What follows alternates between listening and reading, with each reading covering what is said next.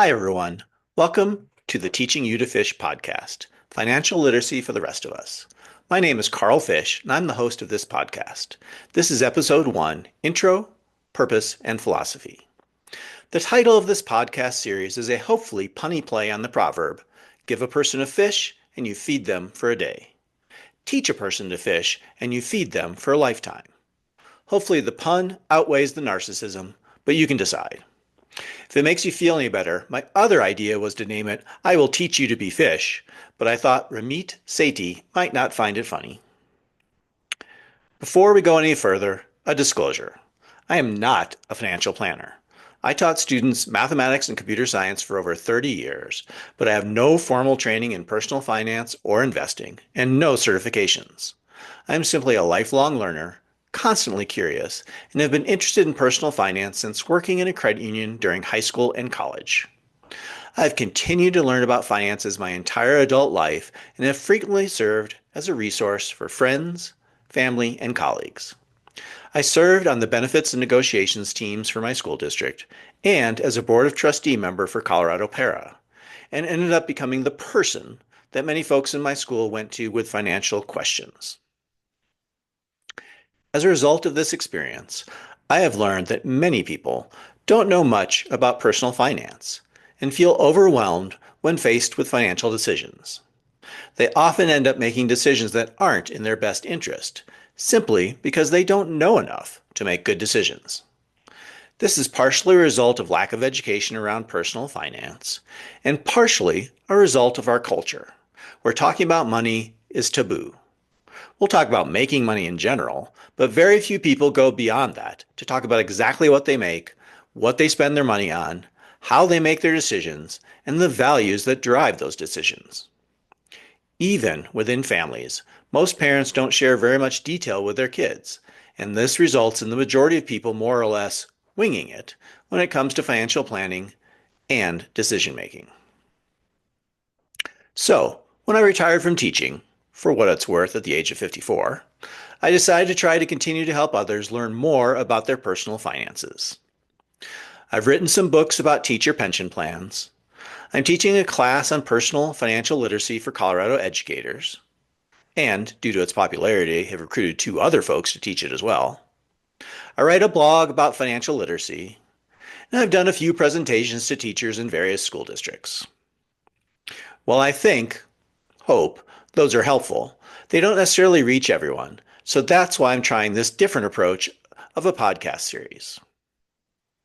So that brings me to the goals for this series.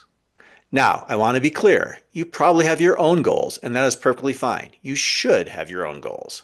But I think it's important to share what my goals are, and that includes sharing some of my biases.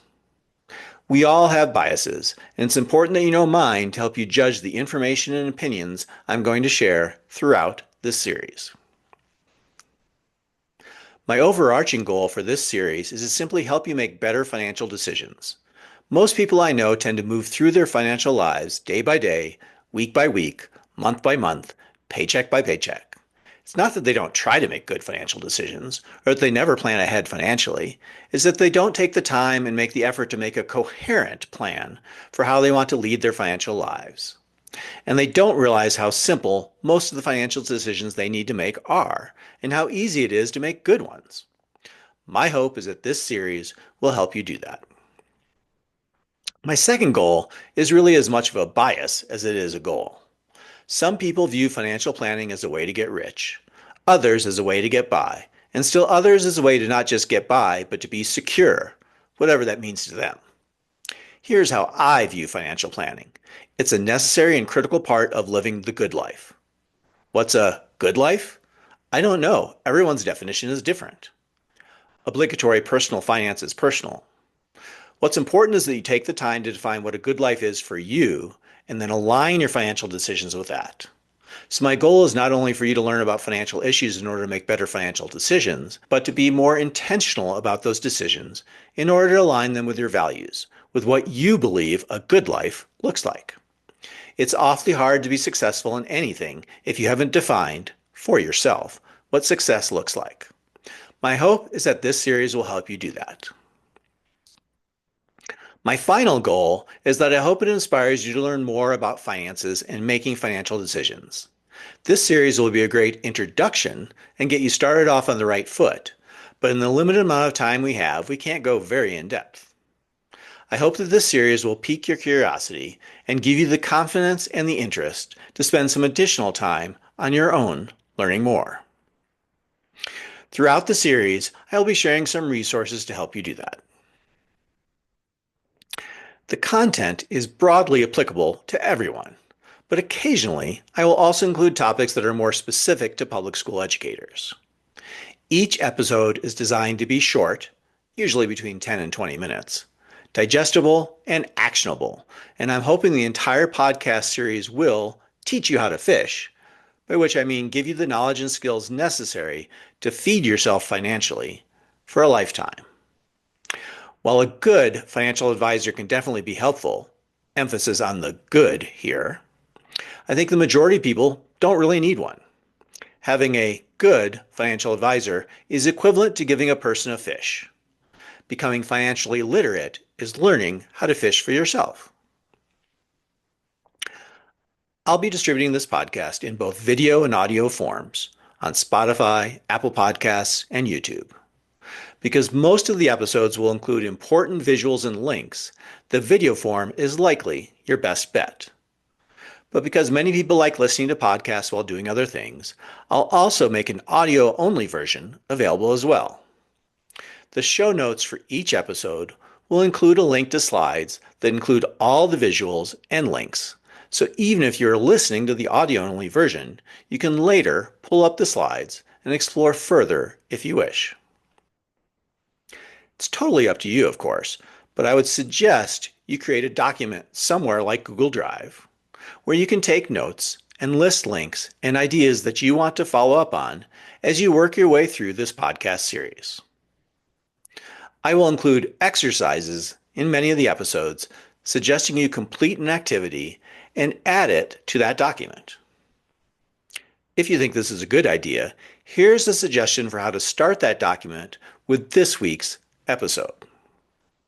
I've mentioned the idea of tying financial decisions to the concept of living the good life, whatever a good life means to you. So I'd suggest you try to put into words your own current personal financial philosophy statement. And then we'll revisit this at the end of the podcast series. This could be a sentence or two, or a paragraph, or might be much longer than that, whatever works for you, as long as it does a good job of laying out what you believe about finances and how they relate to what you value in life. This might be difficult for some of you, but give it your best shot. Your goal is to delineate how you want to live your life financially in order to live the good life as you define it. Don't worry about getting it perfect. Just try to encapsulate your current thinking so that by the end of the series, you can see how your thinking has evolved. I hope you choose to do this, but if not, that's okay too. If you're comfortable sharing your personal financial philosophy statement, there are several ways to do that. If you're watching or listening to this on Spotify, I've added a Q&A question allowing you to share your statement. There's also a second Q&A question if you just want to provide general feedback or ask questions. If you're watching this on YouTube, then you can leave your statement and or your feedback or questions in the comments. If you're listening to this on Apple Podcasts, there's no built-in way to leave comments, but you can always reach out to me directly on social media or via email. I'm Carl Fish on Blue Sky, Twitter, Facebook, and YouTube, or you can email me directly at carlfish@gmail.com. I think that's enough for this first episode. Our next episode will discuss the basic equation of personal finance and allow you to work through an exercise that estimates how much longer you'll have to work until you reach financial independence. I'm excited to get started, and I hope you are too.